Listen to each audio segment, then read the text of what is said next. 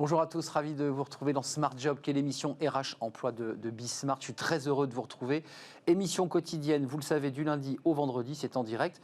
Débat, analyse, expertise et vos rubriques habituelles, vous les connaissez. Bien dans son job, on va s'intéresser à l'IA.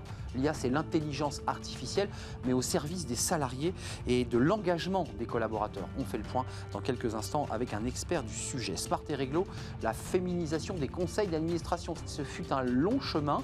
On va en parler avec Lise Leborgne, elle est avocate. Et puis une petite pause café en musique. Bah oui, certains font leur pause café et même leur travail en musique. Ça détend, ça adoucit les mœurs. On fera le point avec Fanny Griesmer dans quelques instants. Notre débat, dans le cercle RH, on s'intéresse au numérique. On n'est pas très loin de l'intelligence artificielle. D'ailleurs, c'est un secteur qui cartonne. Nous serons avec des spécialistes et les acteurs de ce marché. Il y a même d'ailleurs quelques difficultés à recruter les perles rares. On fera le point avec eux. Ce sera dans notre débat. Et puis, fenêtre sur l'emploi avec Amélie Favori-Guittet, spécialiste des RH. Attention aux maladresses, aux formulations que l'on peut employer pendant un recrutement. Elles peuvent être rédhibitoires. On vous expliquera tout. Et ce sera Amélie Favori-Guittet. Tout de suite, bien dans son job, on parle de l'intelligence artificielle.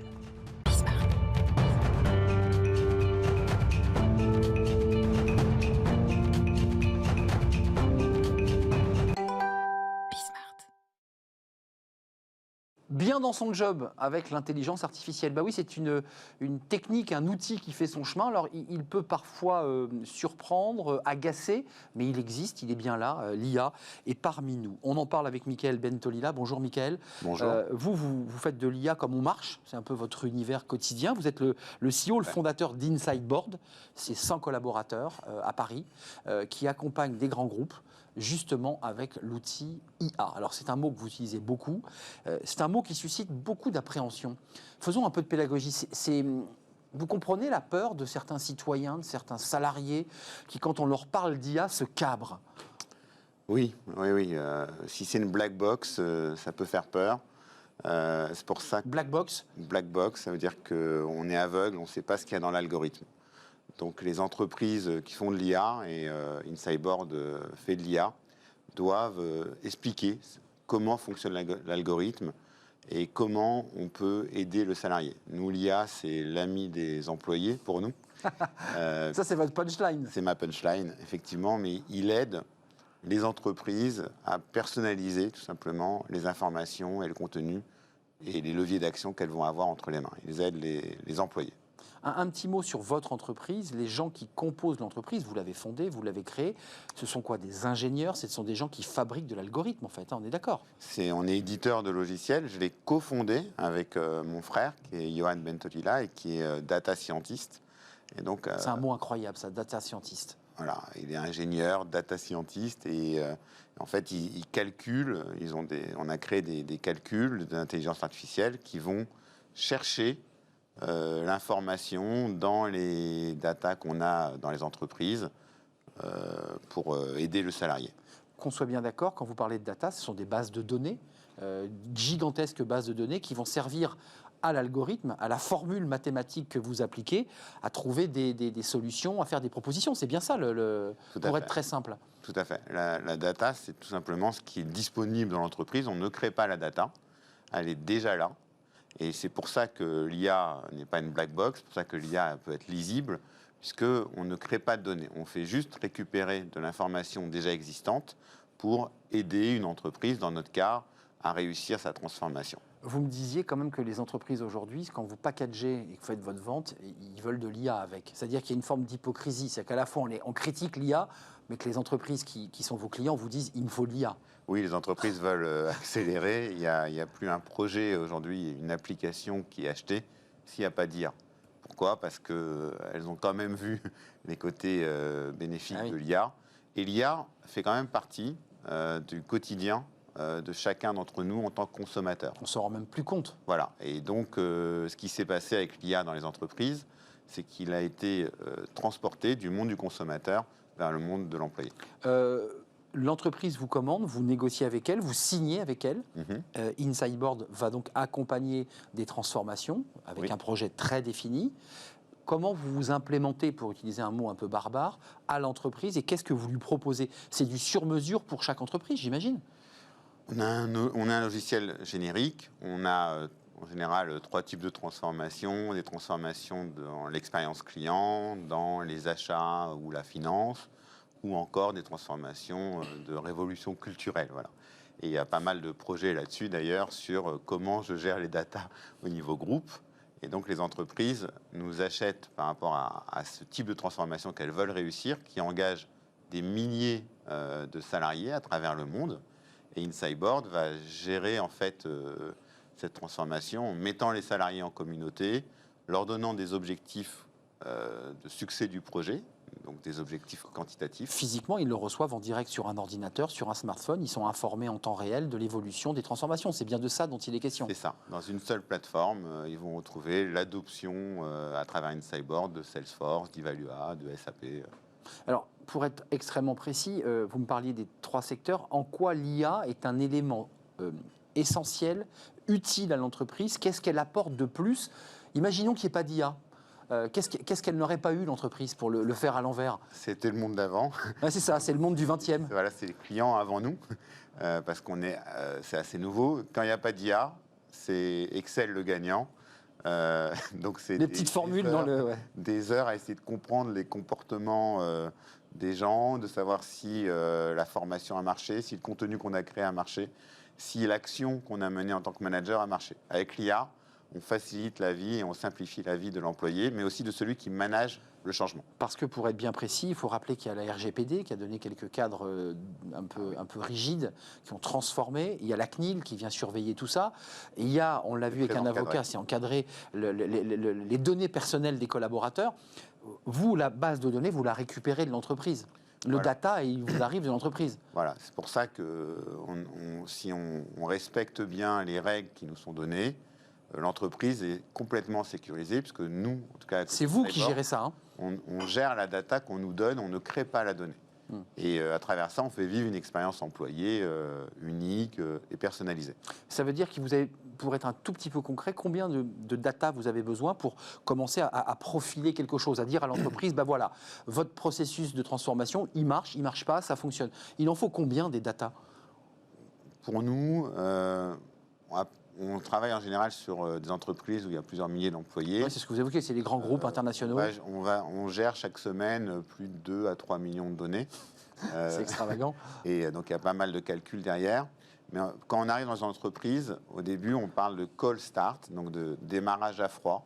On n'a pas l'information sur ce qui se passe dans l'entreprise. Donc il faut quand même 1 à 2 mois, quelques semaines, pour bâtir, comprendre quel contenu fonctionne bien sur l'employé, quelle formation fonctionne bien, qui sont les ambassadeurs dans l'entreprise, et pour commencer à réveiller la communauté de conduite du changement dans l'entreprise. Ça veut dire qu'une fois que vous avez traité votre data sur le plan informatique, vous l'avez malaxé, cette data, vous en ressortez un jus, il y a quand même quelqu'un qui transforme le chiffre, la data, en analyse, qui vous dit, bon ben voilà... C'est la plateforme Insideboard. C'est la plateforme qui va ensuite vous dire... Vous guider. Oh, c'est extraordinaire. Et donc, c'est ce que les entreprises recherchent. C'est une analyse, par exemple, elles divisent en quartiles leur réseau de vente ou leur population. Et en disant, voilà, il y en a qui sont très en avance, ils vont aider les autres. D'autres qui sont en retard, comment les faire monter à bord. Et puis après, on descend jusqu'à l'employé lui-même. C'est très fin. Et voilà, on a un niveau de granularité qui peut être très fin. Et si l'entreprise le veut. Et du coup, on peut toucher l'employé et faire en sorte que le changement démarre par la base. Michael Bentolila, Big Brother is watching you. Disons qu'on est en train de... Ça fait rire en régie. Les USA surtout. Ouais, c'est ça. Mon anglais défaillant, mais il y a quand même ce sentiment quand on est un salarié de se dire, ah bon, bah, et finalement, mais vous me le disiez d'ailleurs avec beaucoup de sincérité, quand on est consommateur, on est aussi dans cette matrice-là, c'est-à-dire qu'on sait si on a acheté telle marque de chaussures, si on est plutôt branché sur telle marque de vêtements. C'est un peu de ça dont il est question. Pour cette question de la sécurité, je pense que c'est ça que vous voulez dire. Oui, et puis du fait qu'on nous surveille un peu. Non, disons que les entreprises ont quand même mis des firewalls partout, des pare-feux partout. Et nous, on rentre dans ce monde de l'entreprise qui est différent que le monde du consommateur, bien sûr. Qui est très fermé.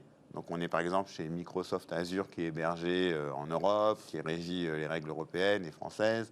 Donc, on fait très attention à ça. Les entreprises Ouais, elles sont clientes vigilantes. sont très vigilantes et nous aussi. Avant de nous quitter, parce que c'est passionnant le voyage que vous nous faites faire là, au milieu des datas, vous nous disiez tout à l'heure que les Américains commençaient à copier les Européens. C'est assez intéressant parce que très souvent, on dit que ce sont nous qui copions les Américains. Pourquoi ils nous copient là sur cette question de RGPD? Quand on va aux États-Unis, ils nous disent « Ah, mais vous êtes très en avance sur la sécurité. C'est ça. Et bah, pour une fois, ça fait du bien. Exactement. Et parce qu'ils ont été très libertaires. Ils ont fait avec les GAFA ce qu'ils ont fait pour nous en Europe. Et là, ils reviennent en arrière d'ailleurs. Et sur les entreprises, y compris avec les GAFA, maintenant ils reviennent en arrière. Et Microsoft, par exemple, ou des boîtes comme Salesforce dans le monde de l'entreprise, ou SAP qui étaient déjà là, font très attention à ça. C'est très intéressant. C'est nos partenaires. Merci pour ce voyage au pays des data avec vous, Michael et Johan. Il ne faut pas oublier votre frère avec qui, data scientist. Et ingénieur. Et ingénieur. Ouais, c'est intéressant, on va en parler dans quelques instants dans le débat sur les métiers du numérique. Et j'imagine que vous faites partie des entreprises qui recrutent. Enfin, vous êtes à la recherche de tout le temps. Tout le temps, on recrute en moyenne de plus 30 à 50% par an. Donc vous passez là de 100 collaborateurs à peut-être 130 dans l'année 2021. C'est quoi la prospective? Oui, c'est ça. Ouais, on va suivre la croissance. On a une croissance qui double chaque année. Cartonné, 3 ans. Avec ce nouveau monde, effectivement, c'est assez accéléré, mais ça fait quand même 7 ans qu'on travaille dessus. Quel travail incroyable. C'est une entreprise qui cartonne, qui reste dans l'espace du numérique, dans les grands métiers du numérique, puisqu'on va en parler dans notre débat. C'est un secteur, évidemment, qui a le vent en poupe, avec même, on le verra, des difficultés de recrutement, parce que le mouton à 5 pattes, vous avez parfois du mal à le trouver en France. Il n'existe pas, il faut le... C'est à vous de le fabriquer. À nous, on crée notre propre académie, c'est à nous de faire monter les jeunes, justement. Michael Bentolila, CEO fondateur d'Inside Board, cette entreprise incroyable qui accompagne, vous l'aurez compris, pas des PME, pas des TPE, mais des très grands groupes. Pas encore. Évidemment, parce que c'est évidemment un enjeu sur des centaines ou des dizaines de milliers de salariés. Merci d'avoir fait un détour par notre émission. Smart et Réglo, on quitte l'univers du numérique. On va revenir avec Lise Leborgne sur la féminisation des COMEX, des conseils d'administration. Tout ça remonte très très loin à la loi Copé-Zimmermann. On en parle avec elle, c'est tout de suite.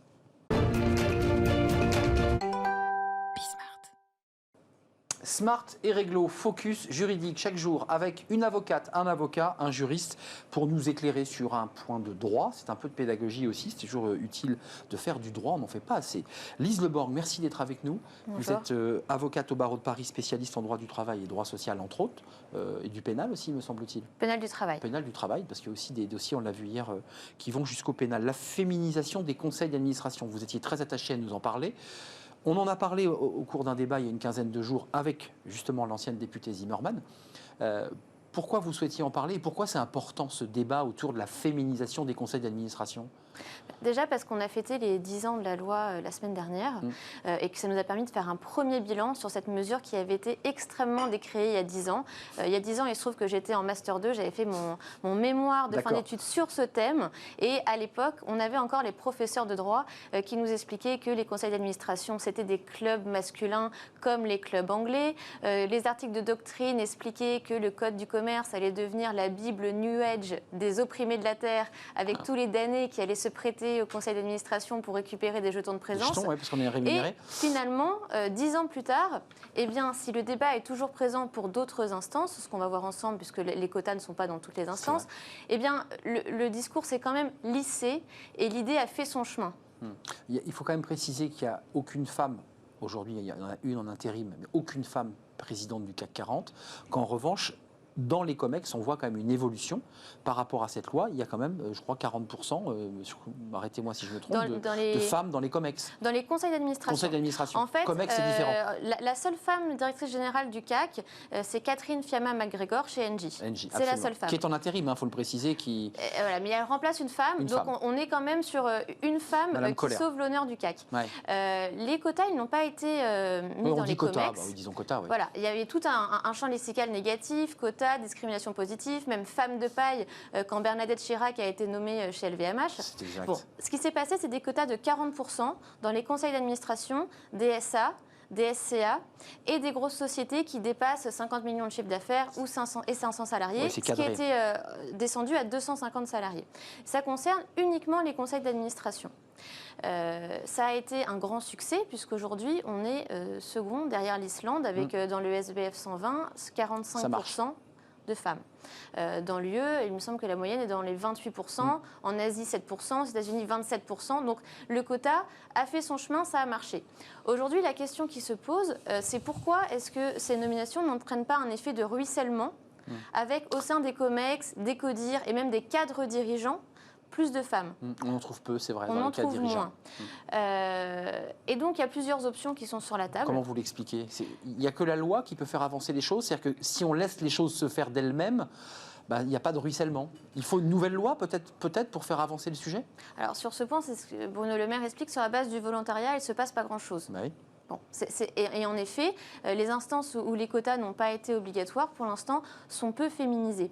Alors, on peut expliquer que c'est parce qu'il y a moins de cooptation féminine ou parce que, pour l'instant, il n'y aurait pas le vivier nécessaire. Mais en cela, c'est faux, puisque les réseaux de femmes se sont constitués il y a déjà 10 ans. Oui. À l'époque, il y a déjà eu même une création d'une fédération des femmes administrateurs avec des viviers. Il y a de nombreux réseaux féminins, femmes à A+, voilà, qui présentent des profils. Beaucoup, ouais. Donc, ça existe. La réalité, c'est qu'il y a encore un plafond de verre, donc c'est-à-dire qu'on voit l'objectif, on n'arrive pas à l'atteindre, qu'il faut briser pour les COMEX et les CODIR. Vous avez la loi Pacte, qui avait déjà essayé de faire changer les choses en demandant pour les nominations des directeurs généraux délégués qu'on présente à la fois un profil masculin, un profil féminin. Donc dans le recrutement, il faut une parité. Voilà, on promeut l'autorégulation et on incite, voilà, en proposant des profils, au moins à ce que ces instances-là intermédiaires changent.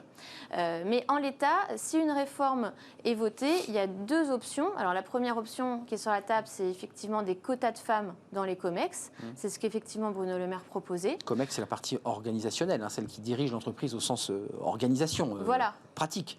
Ou alors des outils qui seraient plus incitatifs, notamment, vous avez certainement déjà parlé des index de l'égalité professionnelle qui ont été mis en place par Muriel Pénicaud, et bien de mettre dans cet index un nouvel indicatif, avec cette fois le taux de hommes-femmes, notamment dans les cadres dirigeants de l'entreprise, pour se rendre compte davantage de l'effort de mixité qu'il y a à faire. On avait eu d'ailleurs en visio la DRH de chez Legrand, qui est quand même une entreprise industrielle de produits électriques, et qui était rentrée au COMEX et qui expliquait que ça n'avait pas été si simple en même temps de rentrer dans cet univers d'hommes et que ça se passait aujourd'hui très très bien.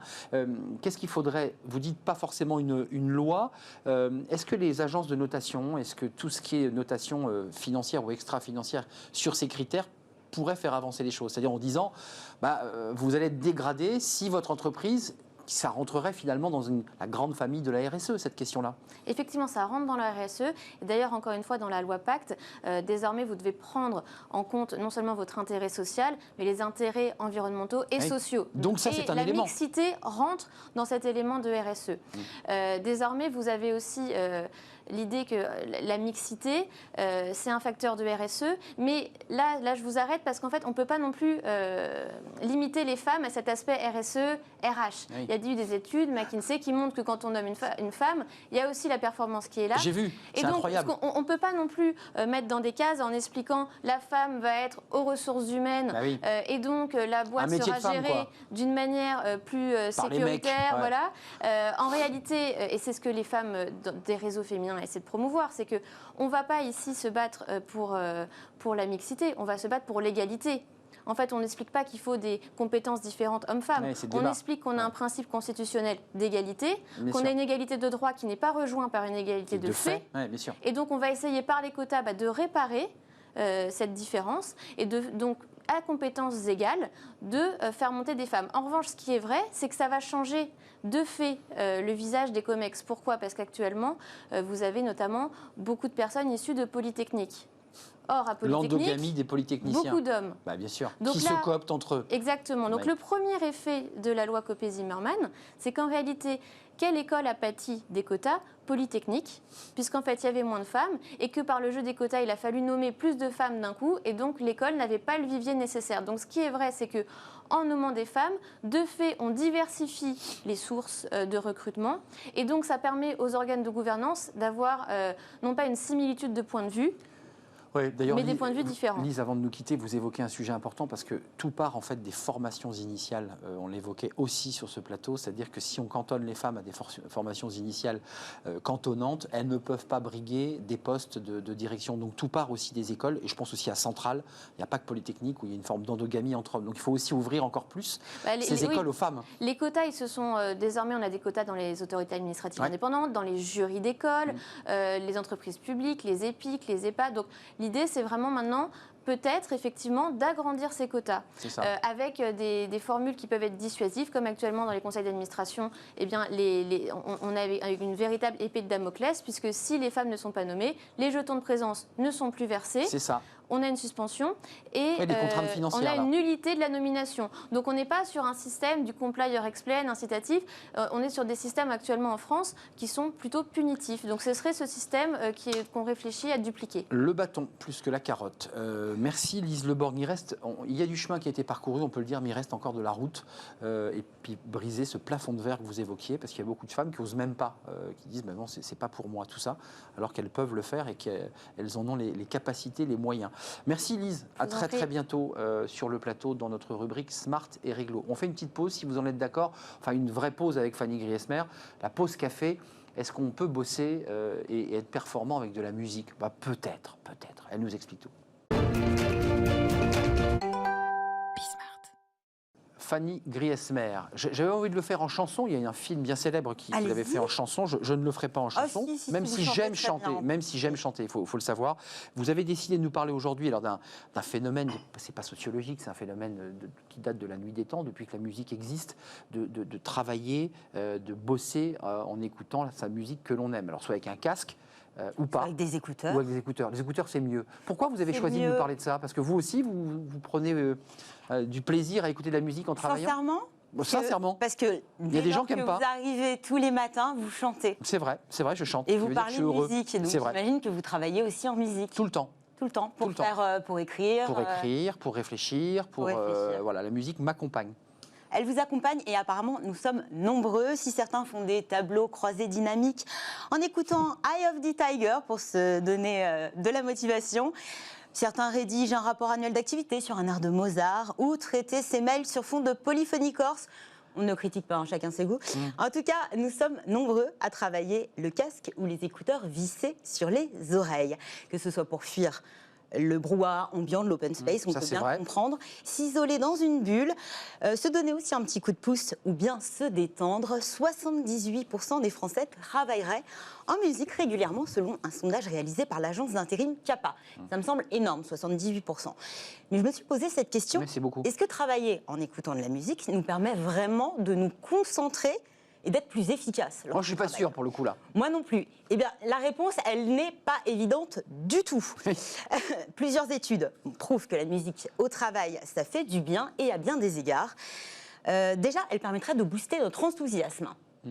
Voilà, plus de motivation, le sourire derrière le masque ou pas. La musique derrière favoriserait le casque.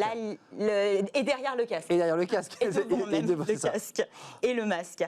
La musique, donc, libération de dopamine, cette fameuse hormone du bonheur qui sollicite le circuit de la récompense. C'est un petit peu comme lorsqu'on mange du chocolat, vous savez, mais les kilos en moins. Le cadeau. C'est mieux. Enthousiasme qui augmenterait donc la productivité. La musique permettrait en effet de diminuer le stress, de catalyser la créativité, de favoriser la concentration et la performance en stimulant différentes zones du cerveau. Visiblement, ça a tout bon. Figurez-vous que dans mes recherches, j'ai appris que la Fédération française d'athlétisme considérait l'écoute de la musique comme une forme de dopage. Et elle interdit l'écoute de la musique lors de ses courses officielles. Je vous confirme que quand on fait beaucoup de running, des musiques sont des moi, je trouve que ça rythmes permettent d'accélérer. Moi, ça me permet de garder l'endurance. Et l'endurance, et parfois d'aller un peu au-delà de ses performances, parce que vous avez une musique qui vous porte, qui vous entraîne, et il y a de la dopamine, que ça, c'est une évidence, je pense, scientifique. Sauf que ça peut distraire aussi. Ouais, il y a un effet, c'est ça, on sort un peu de son... Et là-dessus, on n'est pas tous égaux face aux stimulations auditives. En la matière, il y a deux équipes, pour faire simple. Ceux pour qui l'astuce fonctionne, ça les aide à travailler, à être beaucoup plus performants. Et ceux qui sont incapables d'en tirer profit et qui ne peuvent absolument pas se concentrer dès qu'ils entendent la moindre note. C'est vrai. Et il y a une raison à cela, même deux. notre vécu d'une part, et d'autre part, notre personnalité. Ironie du sort, ce sont les personnes qui ont étudié la musique qui sont défavorisées par rapport aux autres. C'est vrai qu'après tant d'années de solfège, des fois dans la plus grande souffrance parfois, elles ont tendance à intellectualiser la musique et à analyser. Donc elles n'arrivent pas à se concentrer. Elles sont vraiment portées. Elles ne sont pas traversées toute par l'attention est focalisée sur la musique. Même peine pour les personnalités introverties qui seraient beaucoup plus efficaces dans le néant total du silence. Alors qu'est-ce qu'on écoute? Qu'est-ce qu'on écoute? Je ne sais pas, je ne sais pas c'est si un peu vous êtes comme vous fan voulez. de Booba ou de Charles Aznavour. Bon. Aucun des deux. Ouais. Retenez une chose, il vaut mieux oublier les paroles. Parce que lorsqu'il y a des paroles, surtout si elles sont en français, notre cerveau s'affole et on arrive beaucoup moins bien à se concentrer. C'est vrai. Surtout si on essaye de lire ou d'écrire. Les paroles, un bon moyen de se distraire, au même titre que les musiques populaires. Vous savez, celles qui vous donnent envie de fredonner ou de danser. Attendez Fanny, votre conseil, c'est de nous dire quand même, on le fait pendant le boulot ou on le fait pendant notre pause? Parce que parfois, ça peut être aussi l'occasion de faire une pause en musique. Là, ça relâche et on est bien. Alors, moi, au boulot, c'est compliqué quand même. Dans le métro, par exemple, où là, on peut écouter de la musique avec des paroles, des rythmes accélérés. Pas trop fort parce que le voisin prend tout. L'idéal, ce serait de faire des petites séquences de musique. C'est ça. 10-15 minutes. Voilà. Après, il faut tester. Ça dépend de chacun d'entre nous. On privilégie plutôt les musiques dites instrumentales, voire des bruits de la nature, vous savez, comme le vent, le ruisseau, voilà. Apaisant, ça ferait du bien. Sinon, écoutez, j'ai envie de... ça dépend de chacun. Voilà. C'est ça, c'est la personnalité. De votre rapport à la musique. Enfin... Et puis certains, vous verrez peut-être le casque vissé sur la tête ou les écouteurs, qui n'ont rien dans leur casque, mais qui donnent juste un signal pour dire foutez-moi la paix. Ne me dérangez pas. Voilà, je connais la musique en fait. Voilà, c'est ça. On veut finir sur cette... En tout cas, merci Fanny. Je ne sais toujours pas ce que vous écoutez d'ailleurs dans votre casque, mais on le saura peut-être à la prochaine chronique. Moi, je ne travaille pas en musique. Non, mais dans le métro, vous écoutez quoi? Un peu de tout, très éclectique. Elle ne veut pas dire qu'elle adore Sylvie Vartan. Voilà, c'est ça la vérité. Si, j'assume totalement. Merci Fanny. On a découvert les goûts musicaux de Fanny Griesmer. On vous retrouve demain pour une nouvelle chronique, évidemment. La musique avec modération. Et puis le chocolat aussi, d'ailleurs. On fait une petite pause. On va s'intéresser au numérique. Vous avez vu, on a commencé par l'intelligence artificielle qui est un peu partout dans l'entreprise, qui est un outil essentiel, nous dit-on. On va s'intéresser au métier du numérique et on aura les acteurs bien de ce secteur, un secteur qui a le vent en poupe. On va tout vous expliquer dans quelques secondes. Restez avec nous, on fait une courte pause et on se retrouve juste après.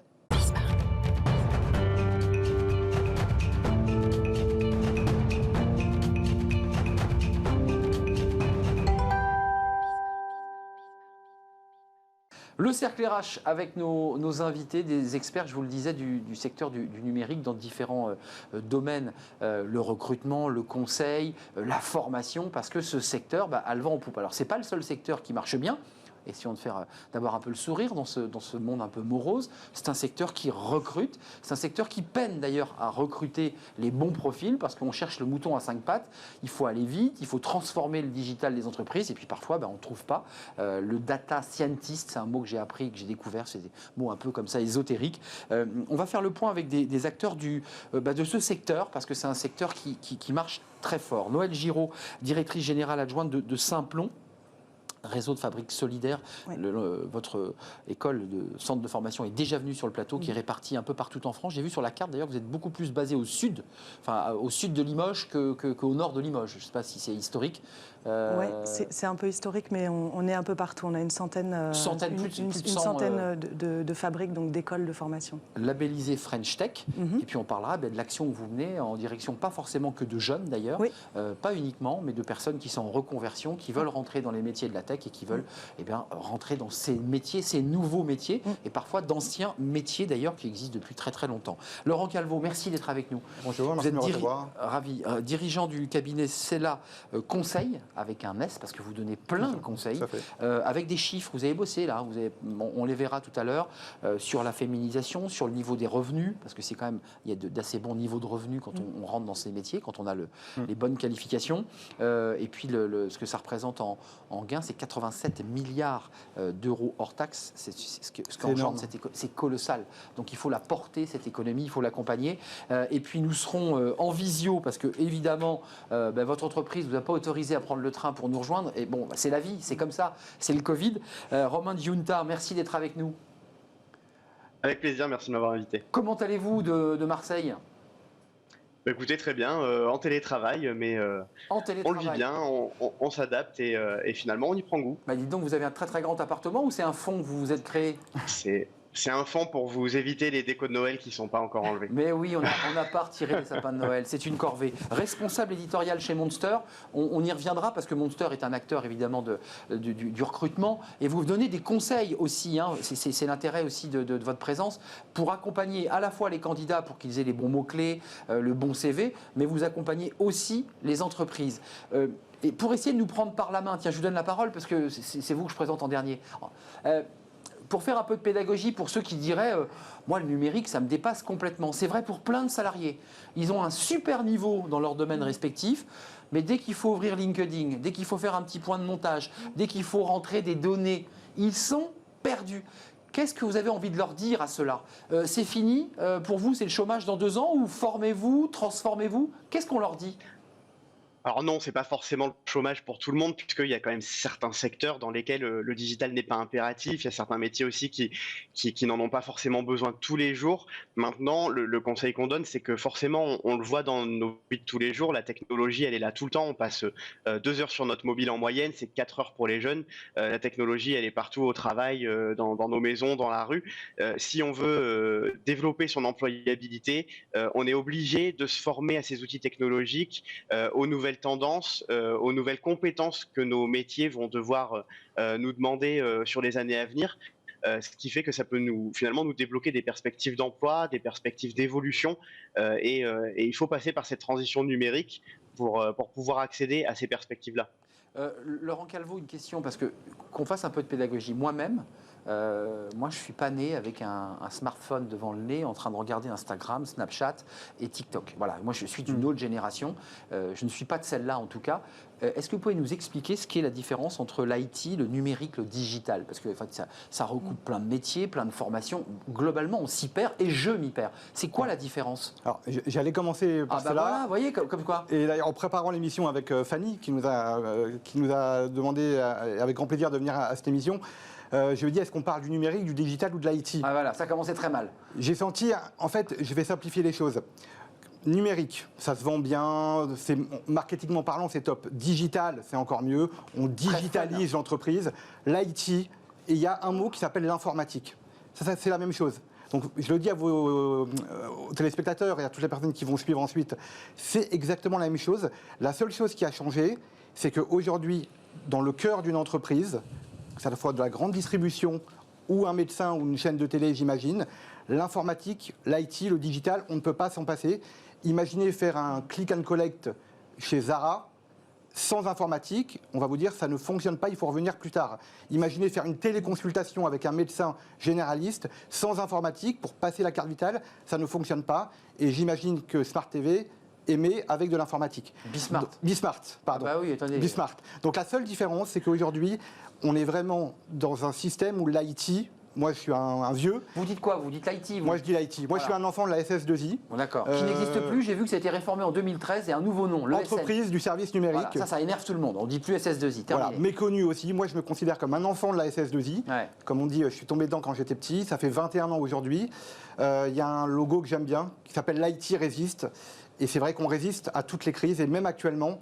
Je ne vais pas dire ça coule à flot, mais même actuellement, c'était notre titre, vous avez vu d'ailleurs. Il y a énormément de postes à pourvoir, on va en parler tout à l'heure. Justement, Noël Giraud, les formations Simplon, vous aussi, comme toute entreprise qui faisait de la formation, elle a évolué.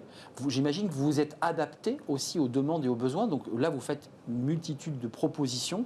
Alors il y a plein de métiers, je ne sais pas si vous les proposez, mais c'est des métiers comme ça qui, moi, vu avec mon regard de journaliste à vieux calepin et téléphone en bakélite, web divide, traffic manager, web market, web designer, ça en jette quand même. Ça, c'est l'évolution de Simplon qui, j'ai vu, proposait une palette de formations. C'est bien ça votre métier aujourd'hui? Alors au départ, Simplon a été créé sur un pari. Le pari qu'on peut partir de à peu près zéro, même sans le bac, et avec une bonne formation, toucher les métiers du numérique et réellement changer de vie. Au niveau des métiers, le positionnement initial, ça a été vraiment développeur web. Le développeur web, c'est vraiment le bâtisseur. Ouais. Le bâtisseur, il conçoit les applications, les sites web, il est vraiment derrière tout ça. Concret, c'est un mec qui fait des formules informatiques, c'est-à-dire qu'en fait, il développe, c'est ça, il crée des choses. Il maîtrise très bien le langage informatique. Et voilà. La programmation, mais ça ne veut pas dire qu'il travaille tout seul. On en reviendra peut-être tout à l'heure sur les stéréotypes, parce qu'il y a un certain nombre de stéréotypes associés. Le geek tout seul devant son ordinateur. Et après, sur l'évolution des métiers, il y a peut-être 3 domaines où on peut dire qui tractent vraiment l'évolution des métiers. Il y a la data intelligence artificielle. On en a parlé, c'est un vrai sujet. Absolument. Traitement de la data. Il y a pour traiter toutes ces données, tout ce volume, avoir des puissances de calcul, il faut du cloud, donc les métiers du cloud. Et après, pour surveiller les réseaux, il faut de la cybersécurité. Donc les grosses tendances, ça, c'est des grands métiers, c'est les 3 métiers qui tractent, mais par contre, ils sont très très connectés en fait. Ouais, c'est très ils ont un très fort lien. Il y a ceux qui fabriquent, ouais. Il y a ceux qui vont stocker dans l'armoire, et puis il y a ceux qui vont contrôler que l'armoire est bien fermée, pour le dire simplement. On peut dire ça à peu près. C'est unanime. Hein. On vient de se connaître dans les coulisses et j'avais préparé en effet les 3 grands blocs. Vous êtes connectés finalement. Ouais, on est connectés, mais après voilà, on est en début d'année, donc il y a beaucoup d'études qui sortent actuellement. Ouais. Les 3 grands blocs qui recrutent aujourd'hui, vraiment c'est tout ce qui est data, cybersécurité et cloud. Et c'est logique, hein. On entrepose, on fait voyager et on surveille que tout se passe bien. Aujourd'hui, on parle de 80 000 postes à pourvoir dans ces métiers-là. Dans ces 3 secteurs-là. Ouais. C'est la Conseil qui est un cabinet de recrutement à taille humaine. Faites, hein, ouais, ça. On est une structure, je dirais, à taille humaine. Et à nous tout seuls, on pourrait positionner, créer 200 emplois. Imaginez les grands acteurs du métier. C'est énorme. Allez-vous dire, on pourrait, c'est-à-dire que vous ne pouvez pas parce que vous n'avez pas aujourd'hui les candidats qui vont bien en face. On est d'accord. Tout à fait. Il y a des offres et aujourd'hui, vous n'avez pas encore les candidats qui vont en face. Et c'est pour ça qu'on fait des annonces. C'est pour ça qu'on fait des annonces sur Monster. Et moi, depuis que j'existe, ça fait 5 ans maintenant, je suis un client de Monster parce qu'on n'a pas le choix. Mais tout le monde s'aime aujourd'hui sur ce plateau. C'est complètement formidable. C'est un débat où tout le monde s'aime. Romain Giunta, chez Monster, j'évoquais tout à l'heure la vieille génération. Sans aucun mépris à l'égard de ces anciens. Et je ne parle pas des personnes âgées qui, elles, sont obligées, elles aussi, de se connecter sur plein de choses et qui sont en galère totale, rien que pour rentrer leur adresse mail. Donc, je les mets, entre guillemets, de côté parce qu'elles sont retraitées. Aujourd'hui, vous, sur Monster, les emplois que l'on cherche, les annonces que vous présentez, c'est les secteurs qu'on vient d'évoquer. Et vous recrutez quoi ? Des jeunes geeks, des gars qui ont toujours eu un téléphone greffé à la main ? Alors non, nous on est un site généraliste, donc c'est vrai qu'on a des offres de secteurs très variés, mais c'est vrai que l'informatique et le numérique en général, c'est une des catégories sur lesquelles on est où on a le plus d'offres. C'est la 3e catégorie sur lesquelles on a des offres et des CV de candidats. Donc pour vous donner un petit aperçu, on a 9000 offres d'emploi actives à l'instant T en moyenne chaque jour, et on voit notamment que les CV des candidats, donc on en a à peu près 300 000, on va dire 300 000 CV du numérique disponibles sur monster.fr pour que les entreprises puissent les rechercher. Et ce qu'on voit notamment, c'est avec l'impact de la crise, c'est qu'on est en septembre, on a regardé un petit peu où on était au niveau des CV, on avait 51% de CV du numérique, donc de CV digitaux en plus qu'en janvier. Ou janvier, c'est censé être le mois quand même assez fort. Donc ça veut dire qu'avec la crise... La crise a exacerbé la digitalisation des entreprises, le besoin en profil numérique. Finalement, les candidats aussi savent que c'est un secteur qui est potentiellement protecteur face à la crise, dans laquelle il y a beaucoup d'opportunités, et on le voit finalement dans les chiffres, on a beaucoup plus de CV du numérique depuis la fin de la crise, enfin depuis la fin du second confinement, et ça continue d'augmenter. Double question à Laurent Calvo, à Romain Giunta, et je poserai la question à l'organisme de formation Simplon, mais est-ce qu'aujourd'hui, le fait de ne pas maîtriser les outils de l'IT, lorsqu'on est directeur de la com, lorsqu'on est dans des emplois qui n'ont pas grand-chose à voir avec l'IT, est-ce que c'est rédhibitoire pour un employeur ? C'est-à-dire on peut être un excellent directeur de com, mais globalement, on n'a pas été formé sur Insta, on n'a pas été formé sur le digital, on n'a pas été formé... Vous voyez ce que je veux dire ? Est-ce que ça peut être aujourd'hui rédhibitoire ? Vous qui voyez passer les offres ? Romain. Alors, non, c'est pas, ça peut pas être rédhibitoire, mais c'est vrai que ça va être un plus non négligeable.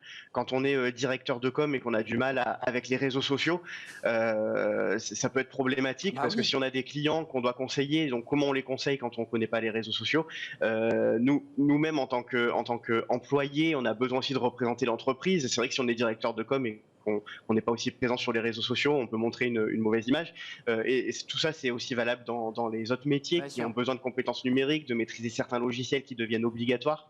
C'est vrai qu'un comptable avant pouvait travailler avec un PC, mais sans forcément beaucoup de logiciels complexes. Et au fur et à mesure que ça se digitalise, il y a des logiciels qui deviennent obligatoires. Et ça aussi, ça fait partie finalement de la digitalisation. On peut considérer qu'un métier de comptable devient de plus en plus digital. Donc, ça devient un plus qui, au fil des années, va devenir obligatoire, oui. Laurent Calvo, quelques chiffres. À la même question, évidemment, je pense qu'il y a quand même des difficultés aujourd'hui pour des personnes qui n'ont pas fait les formations nécessaires au fil de l'eau de pouvoir être bien placées. Vous n'allez pas le contester, mais vous dites dans vos chiffres, hein, c'est le Syntec. C'est le Syntec numérique. 530 000 salariés en France, donc c'est un secteur extrêmement porteur. 92% de CDI. Avec des rémunérations moyennes de 50 000 euros versus 35 000 pour la moyenne de l'économie. Donc on voit que ce sont des salaires, des emplois à l'année qui sont mieux rémunérés. Quel conseil vous avez envie de donner ? Et je vais vous donner la parole.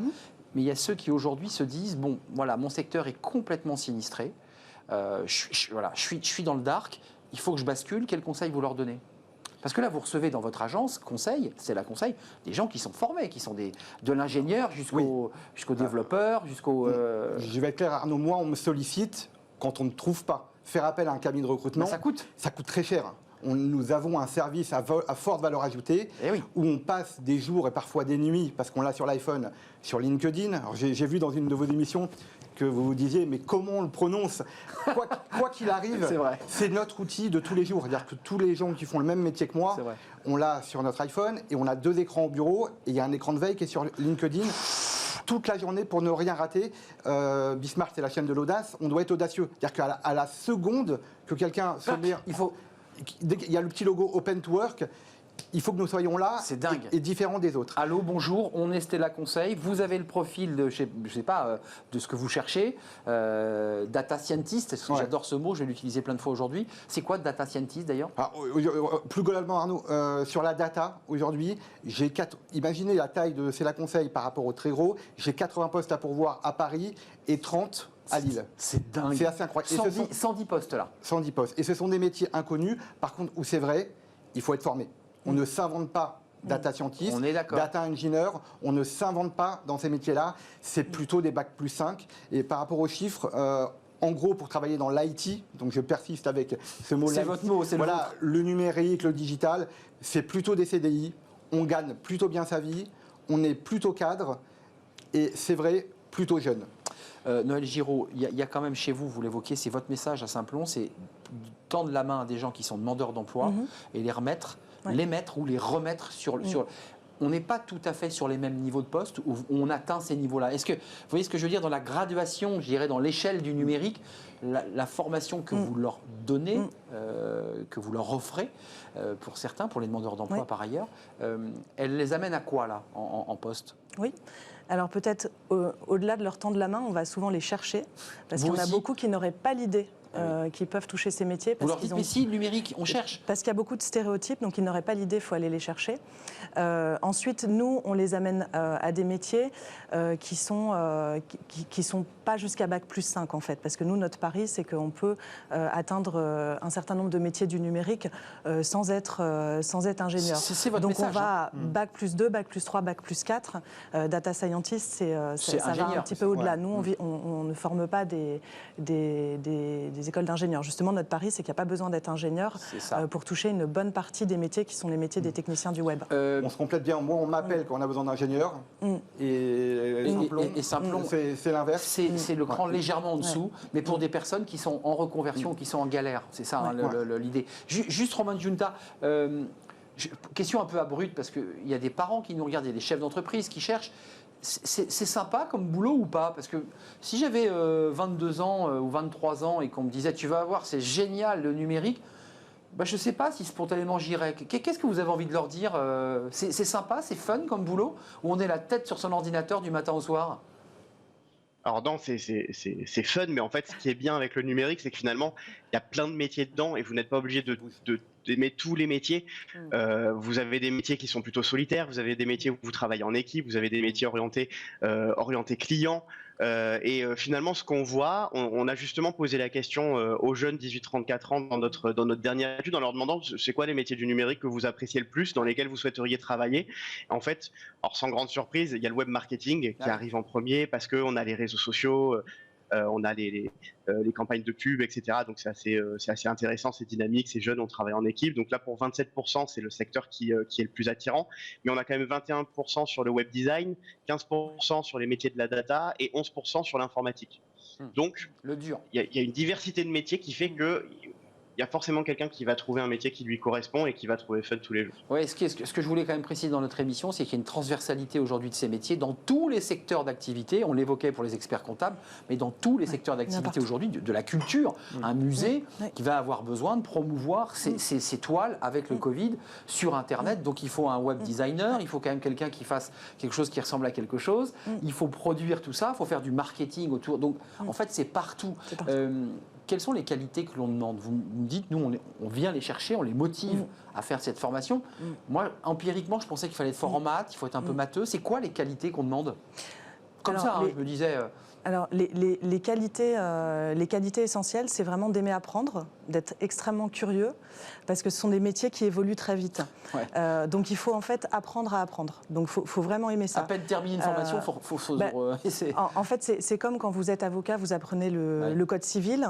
L'année d'après, 2 ans après, il y aura déjà énormément de mises à jour. Par contre, vous savez déjà comment faire.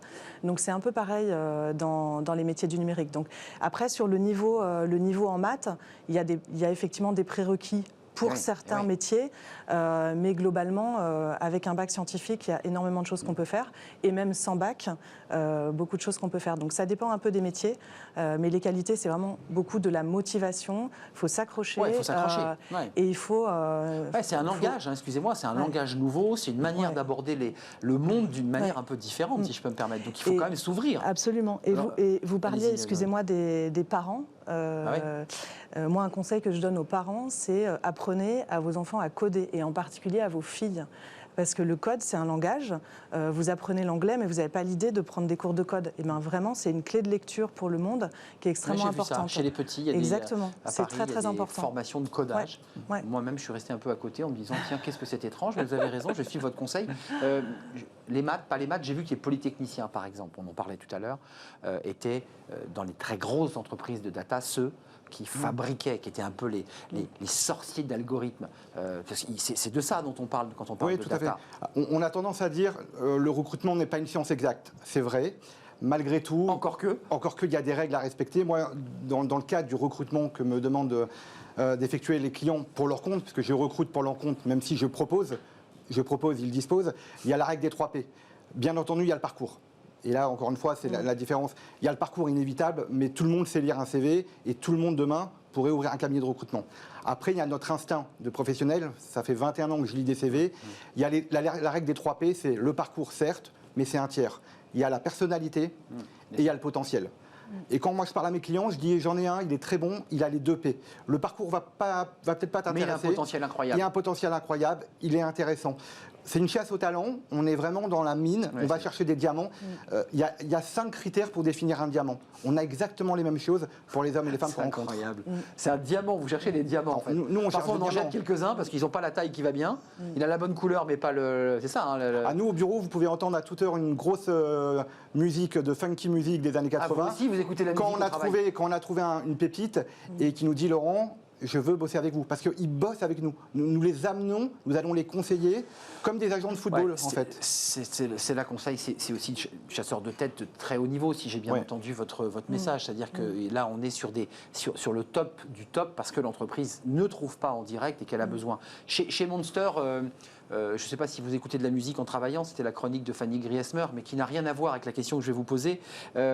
C'est quoi le niveau moyen dans le secteur numérique que Monster propose en CV, des profils formés chez Simplon, Bac+2, des gens qui sont dans des professions un peu intermédiaires dans le numérique, ou du très haut niveau? Alors non, on est quand même sur du moyen à très haut niveau, donc disons du Bac+3 au Bac+5. Toujours pareil, hein, selon le type de métier, le web marketing va avoir un niveau de qualification qui ne va pas être le même qu'un métier dans l'IT où il va falloir avoir des formations poussées, notamment si on est sur un certain aspect du développement informatique comme les applications mobiles ou le développement full stack ou voilà, j'en passe.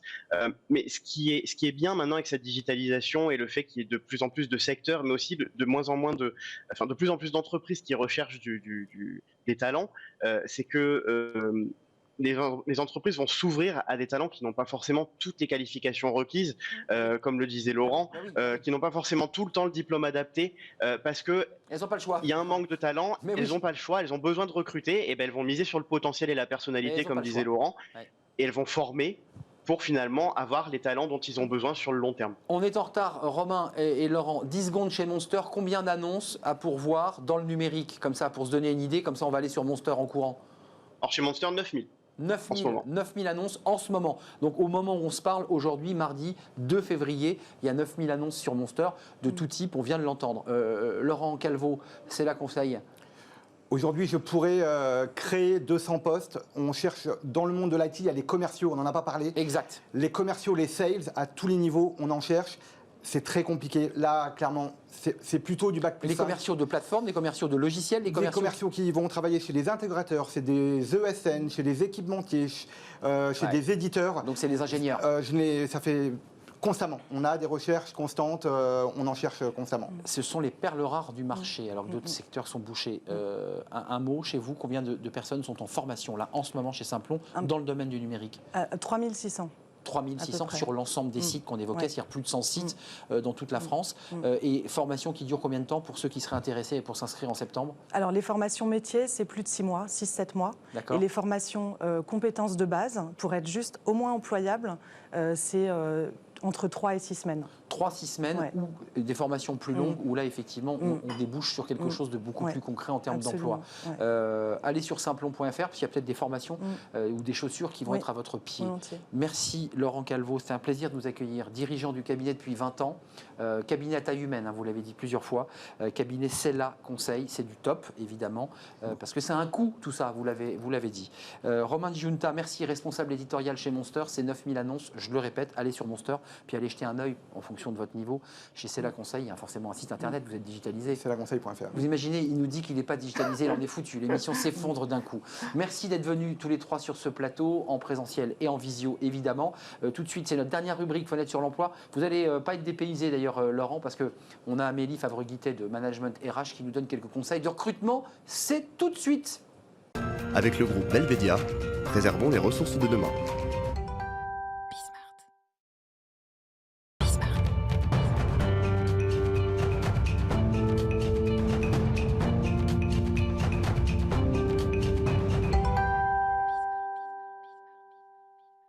C'est un plaisir d'accueillir chaque mardi Amélie Favre-Guittet et son sourire.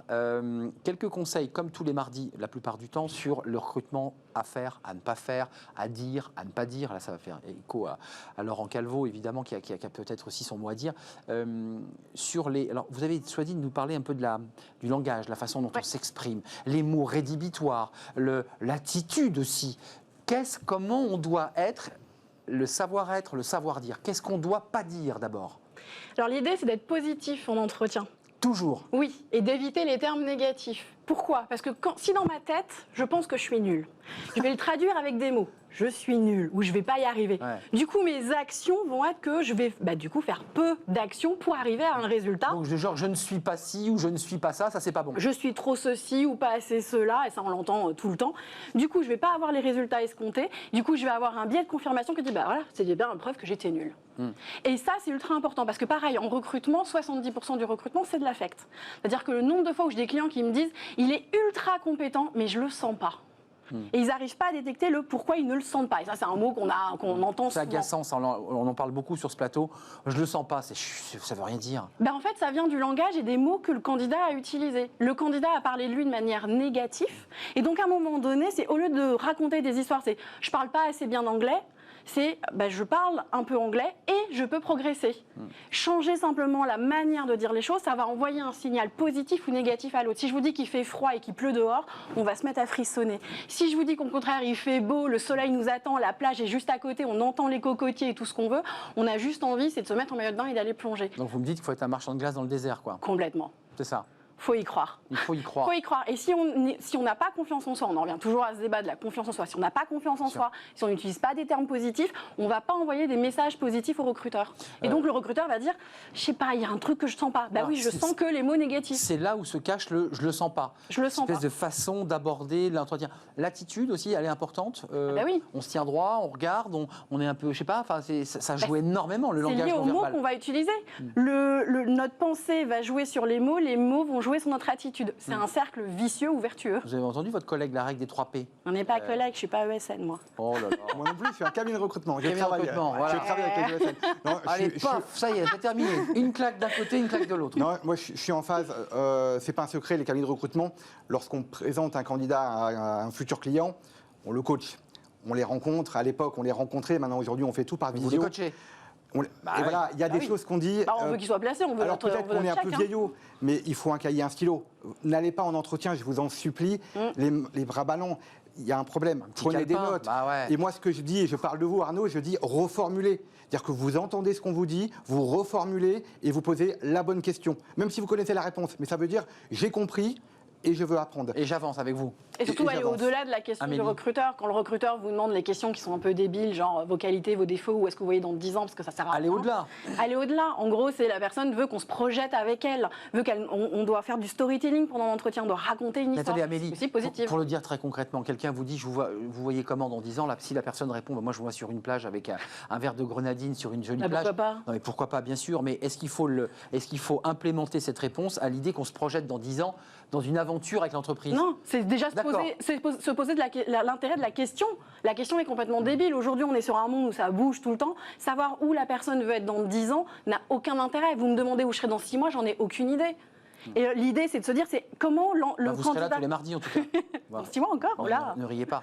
Mais l'idée, c'est de savoir, est-ce que le candidat a envie de se projeter dans l'entreprise? Qu'il a envie d'y rester 3 ans, 5 ans ou 10 ans selon son âge. De toute manière, on sait que les jeunes se barrent au bout de 2 ou 3 ans. Donc, quel est l'intérêt d'avoir la projection à 10 ans? Comme je l'ai dit tout à l'heure, ce n'est pas une science exacte. Par contre, à la fameuse question où vous vous voyez dans 10 ans... Ça, elle existe tout le temps, celle-là? Parce qu'il y a toujours des mauvais recruteurs qui la posent. Moyennement, mais si on la pose, ne répondez pas. Les candidats, je les coach avec le cœur, ça se sent. Ne répondez pas, je me vois à votre place. Non, ça c'est horrible. Voilà, il y a une Miss France qui l'a fait il y a une vingtaine d'années. Bon, ça l'a suivi avec Jean-Pierre Foucault. Mais il y en a encore qui le font. On vous dit au patron, je vais prendre votre place en disant. Parce que c'est les réponses typiques qu'on trouve sur Google, en fait. Je me vois à votre place. C'est surtout Donc pas. celle-là, il faut la croire. Ah oui, celle-là, on la vire. On la vire directement. Et on vous répondrait quoi? Si je vous pose la question, je vous recrute, vous voyez où dans 10 ans? J'ai pas préparé mon entretien et si je le prépare, je vous réponds bien. Merci Laurent Calvo, c'était très bien. Tout dépend du contexte. Après, je voulais juste dire un petit mot, si c'est possible, sur le changement des usages. Et c'est la belle histoire, le storytelling que disait Madame. Hier, j'ai eu un ami, parce que dans les candidats, il y a des amis, qui a démarré hier dans une société très très très grosse. Et tous les entretiens qu'il a fait, vous savez que les parcours sont très longs, plus c'est high level, plus c'est long. Il a démarré sans jamais avoir mis les pieds dans l'entreprise, uniquement en visio, ce qui veut dire qu'il y a un changement des usages total. Amélie Favre-Guittet, vous voyez où dans 10 ans?